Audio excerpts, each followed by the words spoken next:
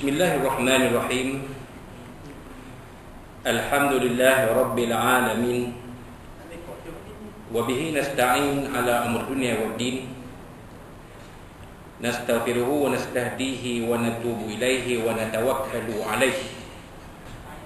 Wa na'udzu bihi min shururi anfusina wa min sayyiati a'malina. Man yahdihillahu fala mudilla lahu wa huwal muhtadi. Wa may yudlil falan tajida lahu waliyan mursyidan wala hadiyan. Asyhadu an la ilaha illallah wahdahu la syarika lah. Wa asyhadu anna sayyidana Muhammadan abduhu wa rasuluh. Allahumma shalli wa sallim wa barik ala hadha nabiyil karim sayyidina wa habibina wa syafi'ina wa zuhrina wa maulana Muhammadinil Mustafa wa ala alihi wa sahbihi wa man da'a bida'watihi wa tamassaka bisunnatihi wa jahada fi sabilillah ila yaumiddin. Rabbi shrah li sadri wa yassir li amri wahlul 'uqdatam min lisani yafqahu qawli. Subhanaka la 'ilma lana illa ma 'allamtana innaka antal alimul hakim. Wa la hawla wa la quwwata illa billahil azim. Allahumma iftah alaina hikmataka wanshur alaina min khazaini rahmatika ya arhamar rahimin. Allahumma arinal haqqa haqqan warzuqna ittiba'ah wa arinal batila batilan warzuqna ijtinabah. Qala Allah Subhanahu wa ta'ala fi kitabil aziz, a'udzu billahi minasyaitonir rajim. Wa ma umiru illa liya'budullaha mukhlishina lahuddin hunafa'a wa yuqimus salata wa yu'tuz zakah wa dzalika dinul qayyimah. Surahul azim. Wa qala nabiyuna sayyidina Muhammad sallallahu alaihi wasallam, sallu kama ra'aitumuni usalli, atau kama qala sadaqa Rasulullah sallallahu alaihi wasallam. Yang dihormati Tuan Khadidi dari cawangan Palestinan, dari bahagian Palestinan, Jabatan Pengurusan, tuan-tuan, puan-puan, muslimin muslimat sekalian rahimakumullah. Assalamualaikum warahmatullahi wabarakatuh. Amma ba'd. Alhamdulillah, alhamdulillah, pada tengah hari Selasa ini 9 Jamadul Awal 1443 Hijriah bersamaan 14 Mei 2021 Mesir, kita panjatkan 14 Disember, makan saya 14 Disember 2021 Mesir, kita panjatkan setinggi puji dan syukur kepada Allah SWT. Kita telah sama-sama menunaikan solat fardu zuhur berjemaah dipimpin oleh Tuan Imam kita Al-Fadil Al-Ustaz Adi Roslan bin Termudi Hafizullah Ta'ala, yang mungkin sebahagian tuan-tuan mengenali dengan nama mesranya Kang Didilan. Cowok Tuan Khalidi, Ustaz Adi orang cowok. Jadi Kang Didilan ni. Jadi Kang ni abang lah. Kalau orang Jawa sebut Kang tu abang.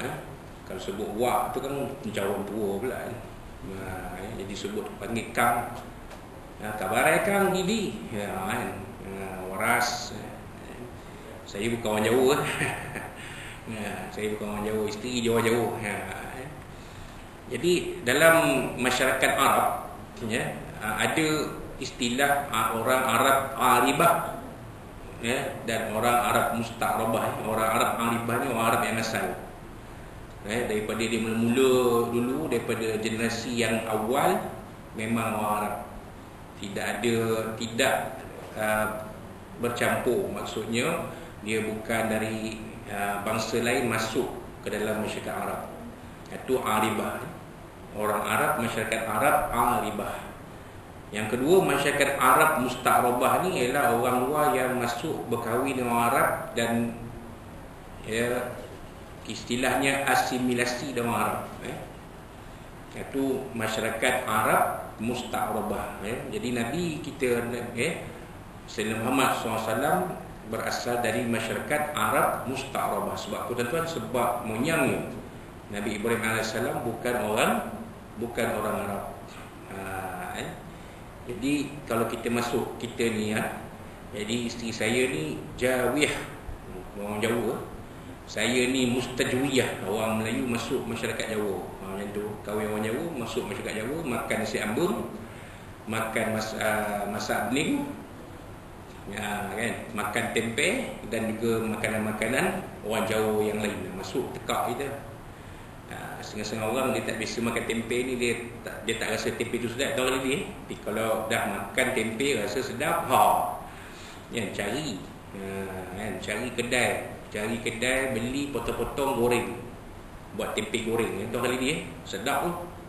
Tu cerita tentang saya lah. Saya ni orang Jawa mustajwiyah. Orang Jawa masuk Jawa, bukan asal Jawa, asal Melayu. Jadi masuk kahwin orang Jawa, anak-anak saya ada keturunan Jawa. Jadilah mustajwiyah. Tu cerita dia tahu lagi kalau Banjar tu Banjari, mustabjariyah tu macam mana ke lah. Besar orang yang masuk masyarakat Banjar. Dia kahwin dengan orang Banjar, anak-anak dia jadilah keturunan Banjar. Tu kalau Banjar lah. Tapi Jawa tu dia Jawiyah, mustajwiyah. Jadi itulah dia tentang Ustaz Adi Roslan kita. Dia adalah Jawiyah, Jawi, orang Jawa. Kahwin dengan isteri dia mustajwiyah. Anak-anak jadi ada darah keturunan Jawa. Tapi mungkinlah enggak ngerti ngomong cowok. Mungkinlah pakcik saya pun macam tu lah, faham, ngerti, tapi tak boleh nak cakap Melayu balik tu.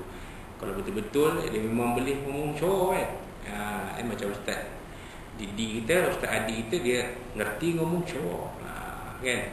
Jadi kalau tuan-tuan perempuan nak belajar bahasa Jawa, minta Ustaz Adi buatkan kelas bahasa Jawa. Ustaz Adi mengajar kan. Boleh belajar orang mampir. Yuk mampir Tuan Khalidi dekat belakang Sungai Besar tu ada kedai-kedai makan tu. Yuk mampir kata. Tengok ini. Yuk mampir, jom singgah. Yuk mampir kata.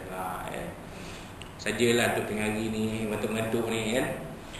Baik, tuan-tuan perempuan muslimin rahimakumullah, kita teruskan pengajian kitab kita, kitab Safinatun Najah yang disusun oleh Syekh Al-Alim Al-Fadhil Salim bin Sumair Al-Hadrami rahimahullah taala. Sampai kepada fasal yang ke-40, iaitu fasal yang diberi tajuk oleh penterjemah kitab ni, sahabat dahulu saya di Jabatan Hawal Agama Islam Negeri Sembilan, Al-Fadhil Ustaz Tuan Hadi Al-Yasa bin Berhan Hafizahullah taala. Iaitu tajuknya perkara yang membatalkan solat, membatalkan sembahyang. Faslun, fasal, tabtul salatu bi arba'a asyarata khislah.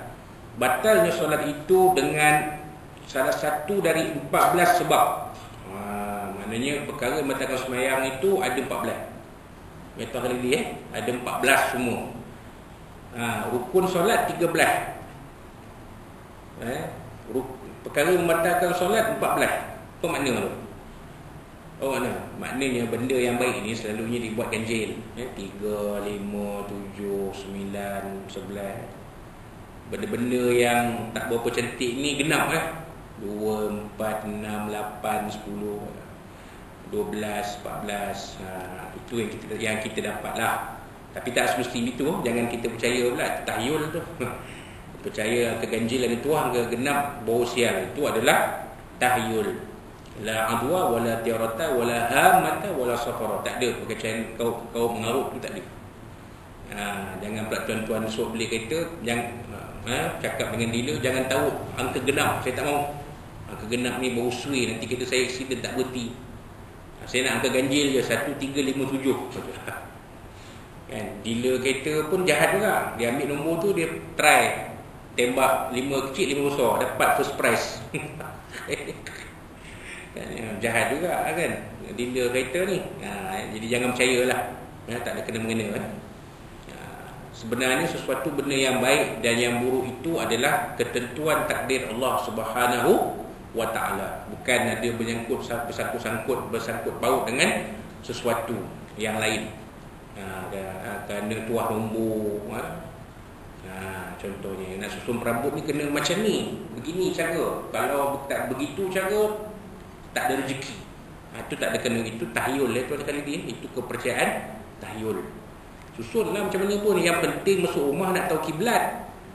Arah kiblat rumah kita tu, nak tahu arah kiblat tu semayang nanti nak hadap mana. Yang tu nak tahu. Susun rambut ikut suka lah. Macam mana yang kita rasa okey untuk kita buat lah. Nak susun melintang ke, nak susun membujur ke, nak susun nak rapat ke dinding ke, tu terpulang pada kita. Kan? Terpulang. Itu sebab ada dulu satu rancangan tentang dekorasi rumah. Satu orang non-Muslim ni mengajar. Dia ajar orang kita tu. Ajar orang kita cara menyusun perabot dalam rumah macam ni. Kalau tak ikut cara, kalau buat cara macam tu, dia kata tak ada rezeki. Rupa-rupanya dia ikut kepercayaan Feng Shui.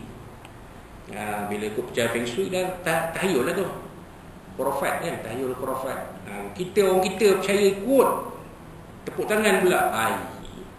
Bahaya lah kan. Kalau takut-takut akidah kita rosak.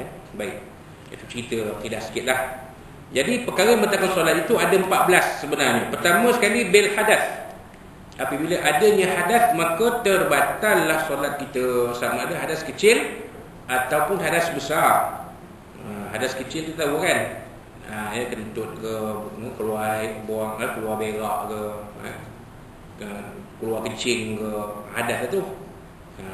Ataupun bagi perempuan datang haid, datang haid, itu pun serupa. Contoh tengah tayar akhir ni, belum salam lagi, tengah tayar akhir, innaka hamidum majid, tiba-tiba terbuka, terbeliak mata. Apa hal? Rupanya dia terasa darah keluar. Cek memang darah keluar. Semayang tu sah tak? Tak sah. Semayang tu terbatal sebab hadas besar ada ketika itu. Melainkan kalau dah salam ni kan, Assalamualaikum warahmatullahi, salam ki, Assalamualaikum warahmatullahi, terasa. Kalau dah salam tak apa. Semayang itu masih sah. Cuma kita dah masuk, kita dah bermula tempoh haid lah. Jadi kalau zuhur ni asar, tak payah semayang dah lah. Semayang zuhur kita tadi macam mana kak? Sah. Asalkan sempat salam pertama. Macam saja tadi. Kalau kata tak sempat, maka semayang zuhur tadi batal dengan sendirinya. Kan? Itu cerita dia. Tak ada semayang zuhur lah. Itu cerita dia. Supa macam puasa. Puasa nak buka puasa ni, dia dengar dekat buka radio, saya Sa'rani Muhammad, Menteri Besar Perak, ingin mengucapkan pada semua rakyat Perak selamat berbuka puasa. Tengah cakap macam tu, tiba-tiba si wanita ni, si perempuan ni terasa darah keluar. Cek memang ya. Macam mana puasa dia hari tu tuan? Puasa dia tak dikira hari tu, batal. Mana itulah hari pertama dia datang haid, hari pertama itu dia tak puasa. Jadi nak ganti bermula hari bila? Hari itu, bukan hari besok. Hari besok dah masuk hari kedua. Hari itu, hari yang itu. Walaupun dia dah puasa tuan ni daripada pagi sampai dekat-dekat nak buka puasa tu, dia dah puasa dah. Tengah-tengah announcement tu, tiba-tiba dia terasa, cek ada darah haid keluar tu.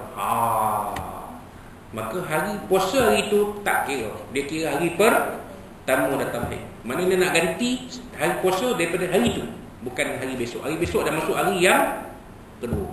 Tu cerita.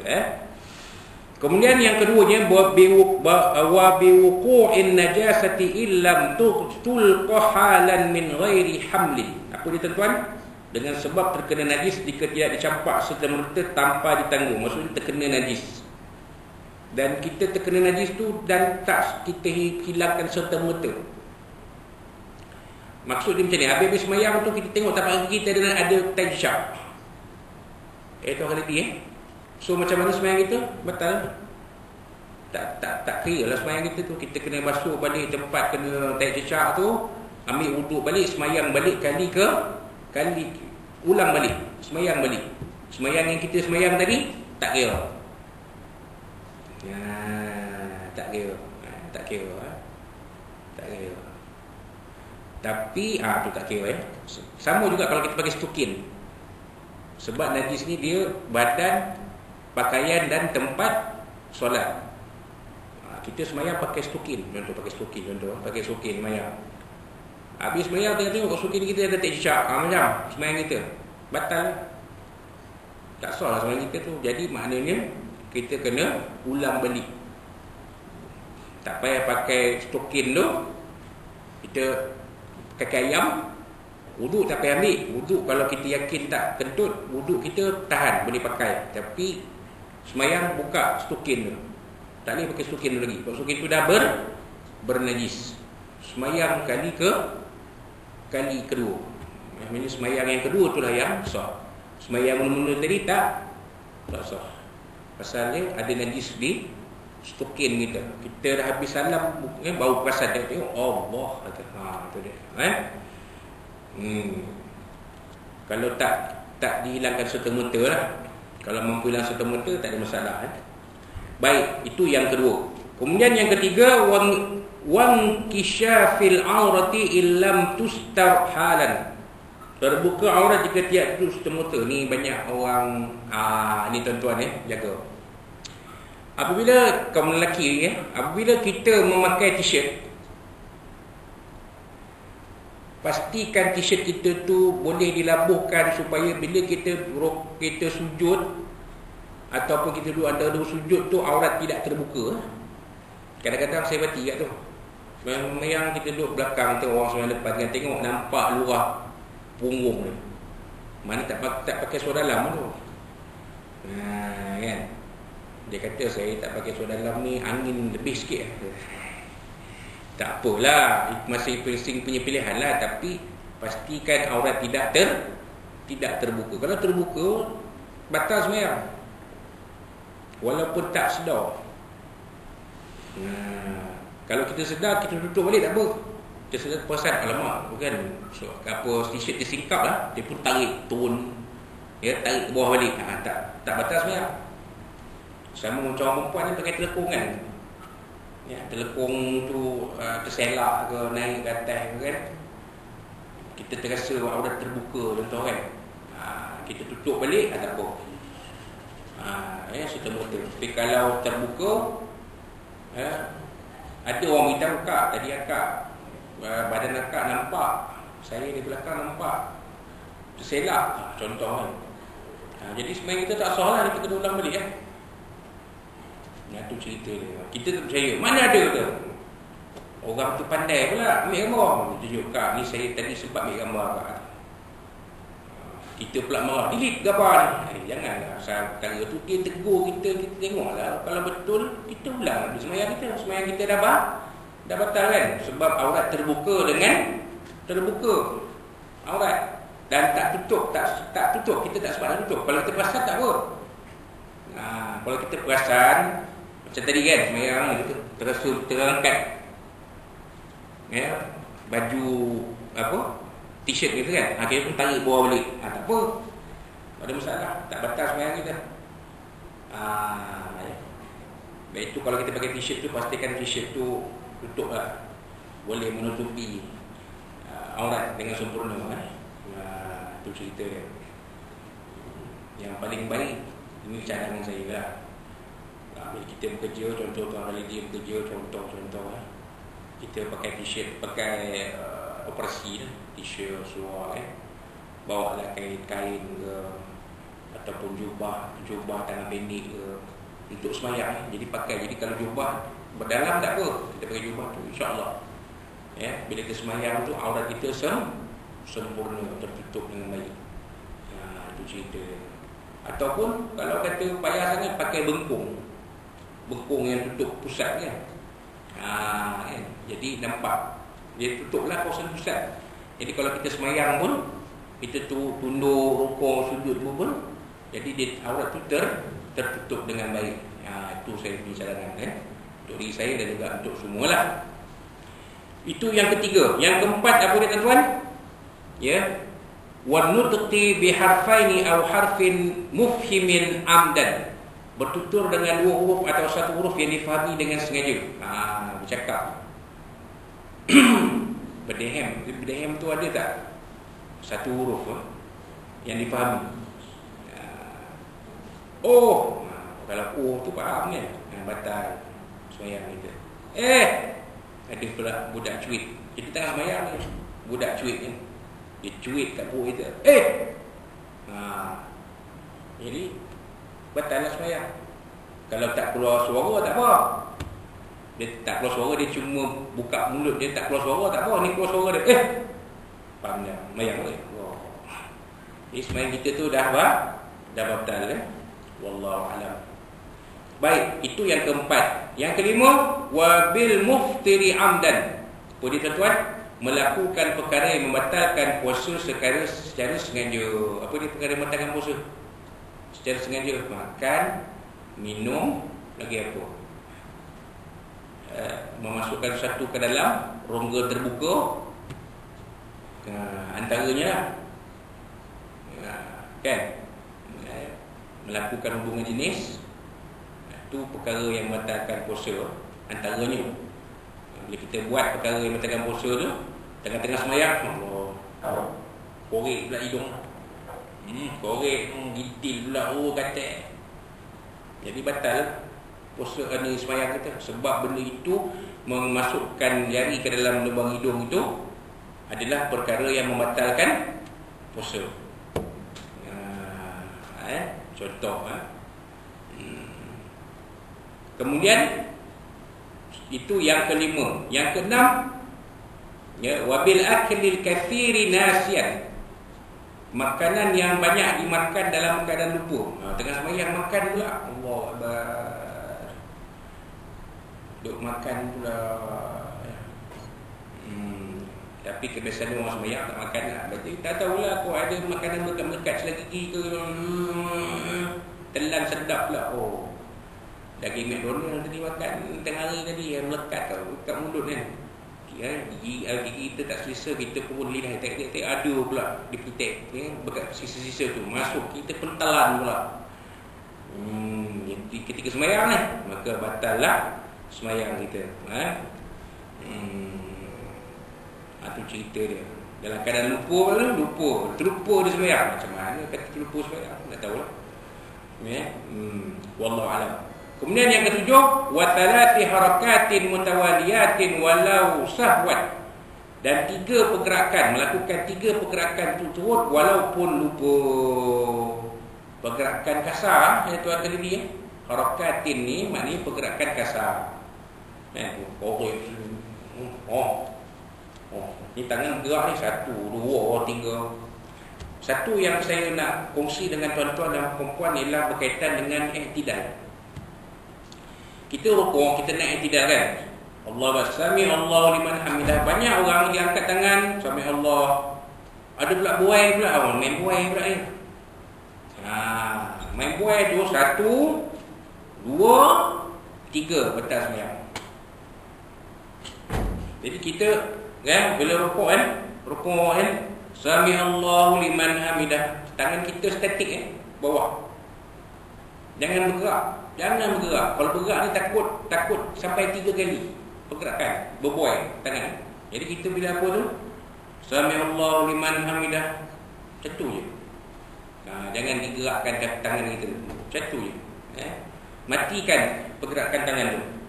Kalau tidak dia boleh jadi sampai 3 kali. Kalau kita tak tahan pergerakan ni, apatah lagi kalau menggorek ada gatal sini, gatal sana. Contoh, kalau 3 kali kita punya tangan gini kan, gini 3 kali macam ni habis. Tu dia panggil harakatin mutawaliyat ni, pergerakan yang berturut-turut ni. Walaupun lupa, dia terlupa yang dia buat benda tu.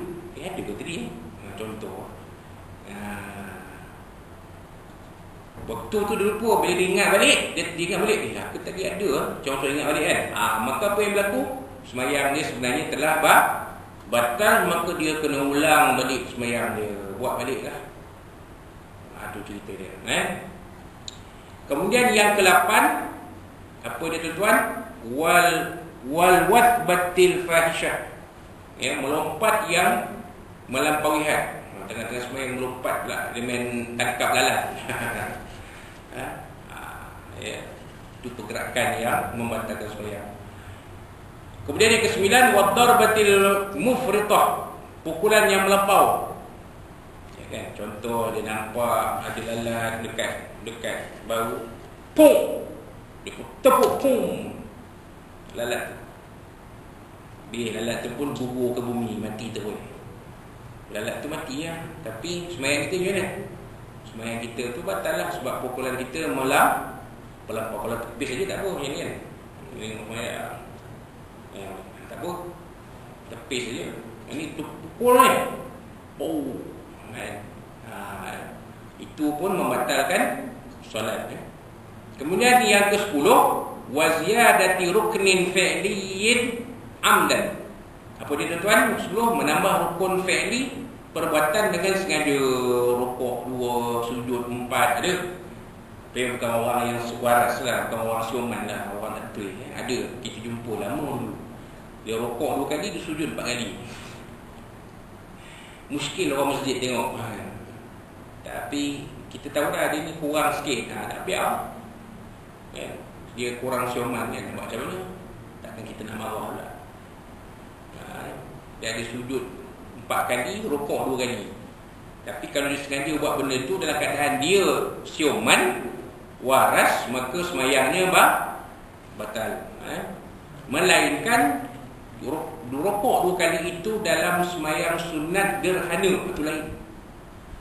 Sebab semayang sunat gerhana memang 2 kali rukuk, 2 kali i'tidal, 2 kali qiyam. Itu memang ya. Tapi kalau semayang-semayang yang lain tidak ada rukuk 2 kali, tak ada. Rukuk sekali je. Sujud memang 2 kali, tak ada bertambah. Sujud memang 2 kali. Kalau ditambah dengan sengaja, maka batallah semayangnya. Baik. Kemudian yang ke-11, wattaqaddumu ala imamihi bi ruknaini fi'laini. Ya. Wattakhallufu bihima bi ghairi uzrin, mendahului ataupun tertinggal daripada imam dengan rukun perbuatan fi'li tanpa sengaja. Tanpa uzur. Dia potong imam pula. Imam belum rokok, belum sujud, dia dah sujud dah. Imam merokok, dia potong 2 perbuatan ni. Tidak, dia dah sujud dah. Tu batal. Tak ada uzur pun, memang dia sengaja. Maka batal sembahyang dia. Ataupun tertinggal. Imam sujud kedua, dia masih lagi qiyam. Dia mesti qiyam. Kalau dia tidak turun mengikuti perbuatan imam, maka sembahyangnya batal. Kalau dia ikut perbuatan imam, maksudnya dia perasan imam dah sujud pertama, dia pun terus sujud pertama, maka masih sah sembahyang dia, tak batal sembahyang dia. Tetapi apabila rekan yang ada tu luput, lepas salam dia kena ganti 1 rakaat. Maknanya kedudukan dia seolah-olah macam masbuk. Ni orang yang gagap. Yang tuan kali ni orang gagap baca bismillah pun bismillah Fatihah pun berkali-kali. Adik, jangan kata tak ada tuan kali ni. Adik. Saya pernah jumpa. Bismillah sampai 6 kali. Nak baca Fatihah ni. Bismillah. Tak masuk-masuk. Bismillah. Jadi dia masalah jadi makmum. Pasal apa? Sebab akan ketinggalan oleh imam. Kalau rukuk tak apa, dia mesti lagi baca. Imam dah rukuk tak apa. Imam i'tidal tak apa. Bila imam sujud ke pertama, dia belum turun rukuk, masih qiyam, dia mesti turun sujud dengan imam. Kalau dia tak turun sujud dengan imam, maka sembahyangnya batal ketika itu. Kalau dia turun sujud bersama imam, rakaat yang ada tu luput. Lepas imam salam, dia naik ganti 1 rakaat. Dia dah kedudukan dia dah sekira macam orang masbuk lah. Macam tu. Tapi asal-asal dia bukan masbuk. Asal-asal dia bukan. Dia memang muafiq, memang daripada awal tadi. Tapi bacaannya gagap. Jadi lambat. sebagai makmum. Jadi imam tak ada apa. Tapi bila dia tinggal dua perbuatan, rukun perbuatan tu, kalau sengaja dia tinggal, dia tak buat macam yang kita sebut tadi, maka sembahyangnya akan batal. Baik, wallahu a'lam. Baik, kemudian yang seterusnya, wa niyati qit'is solat, berniat menghentikan solat. Ada niat tengah-tengah sembahyang dia berhenti, dia nak berhenti lah. Maka batal sembahyangnya, terbatal serta-merta. Itu yang ke-13. Yang ke-13, wa ta'liqu qit'iha bi syai'in, mengaitkan untuk berhenti solat dengan suatu perkara. Mana nak berhenti sembahyang tu pun, dia nak buang air ke, dia tahan dia nak buang air, maka sembahyang dia batal lah. Habis buang air, dia ambil wudu balik, sembahyang balik semula. Tak boleh disambung daripada mana berhenti dia rukuk nak sambung balik, begitu tak boleh. Dia kena ambil balik daripada takbiratul niat dan takbiratul ihram. Tu dia. Kemudian yang akhir sekali ialah wa taraddudi fi qit'iha, berbelah bagi dalam berhenti solat. Berbelah bagi tu maksudnya nak berhenti ke tak, nak berhenti ke tak, nak berhenti tak. Bila berbelah bagi, batal juga lah. Mesti putuskan nak jalan, nak teruskan ataupun nak berhenti. Jangan berbelah bagi. Nak berhenti ke tak, nak tahan lagi ni, tak apa, tahan lagi ni, tak apa. Jangan. Kalau terasa, terus batalkan sembahyang, buang air, qada, lepaskan hajat, lepas tu ambil wuduk semula dan sembahyang semula. Cerita dia. Jangan berbelah-belah. Bila berbelah bagi nak berhenti ke tak, itulah dia kesannya. Kesannya sembahyang kita tu pun terbatal dengan sendirinya.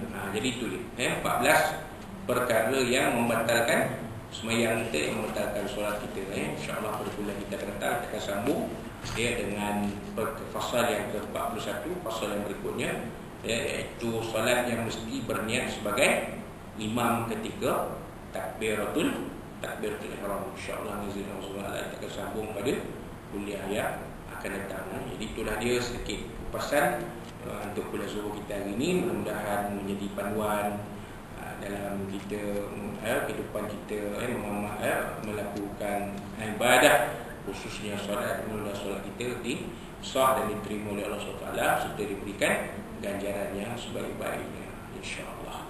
Dan sekiranya ada apa-apa yang terkasar bahasa yang terlanjur bicara, tersinggung, tersemua kepada Allah SWT, dari Nabi SAW dan dari tuan-tuan dan puan-puan sekalian. Wallahu a'lam bishawab. Aku lupa lazim wa lakum. Wabillahi wa taufiq. Wassalamualaikum warahmatullahi wabarakatuh.